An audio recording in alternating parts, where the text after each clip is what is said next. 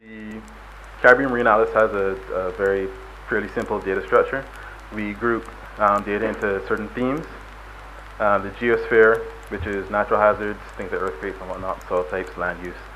The hydrosphere, which is simple bathymetry, physical oceanography characteristics, mostly in raster form. Biosphere, which is habitats and where certain species are found, so on and so forth.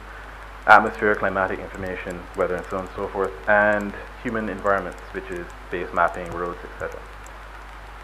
So we had a first stakeholder meeting in 2007 where we brought together participants from 6 Caribbean countries to actually start looking at how the program would develop and kind of goals and what we'd be trying to accomplish.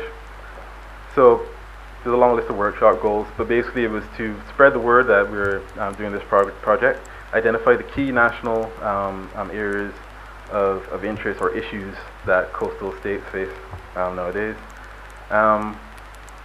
Also to identify what was needed to actually bring states up to the level where they could actually contribute to the process. So at this meeting we also identified some of the priority areas of concern for Caribbean region. And it's quite confusing, but basically it just states that most states have similar or the same national priority issues, mostly in terms of coastal resource management and land-based sources of pollution. So those are really the areas that we're going to focus on for the atlas itself. So yeah, coral reef management, overexploitation, the management of beaches, and so on and so forth. So we also had data access issues, across the board. We all know there's data all around, but we don't know how to access it easily and how to make the most of it. And there's also a lack of data quality control around the region. That's just, but we just, as a region, we really haven't been that strong in terms of quality control.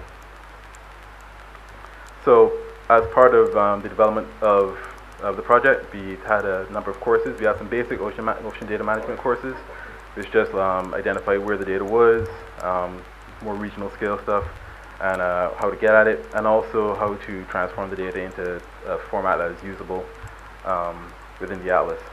And then we actually had a course that was geared to give us specific training in the development of an online atlas using a particular platform called MapServer. And while that was useful, we found that the actual platform that we've used has changed over time. And as the previous speaker was saying, you can't get bogged down in technology because there'll always be something better. So you have to really, one, keep up to date, and also use the most state-of-the-art thing you can at the time, because it really cuts down on the overhead instead of having to transform data from one system to another. So one of the most important outcomes of this process actually was the development of a regional network of data managers. Before this process, I was pretty new to my organization. Only there 4 years at the time when this project began, but still I had no idea who the actual names of the people in the region who were doing similar projects, who were GIS managers or ocean data managers. And the project itself was really important in actually establishing who these people were, what kind of work they did, what the level of experience was, what they can contribute to the project. So that was one of the key outputs. And the improvement of relations between these experts. And we also worked on the development of a prototype. Now the prototype isn't online as yet. It should be online by, let's say, late July, well, maybe early August. But I can basically run through some of its aspects because it is kind of being tested on a local server. So this is kind of the basic structure of the atlas. As soon as you go to it, it gives you some basic information, the basic map shows you where you are and what layers are available.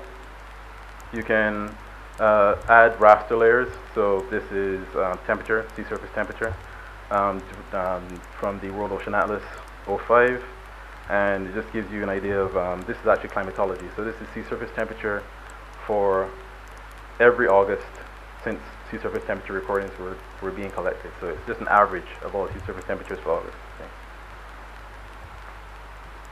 You can also have data such as salinity.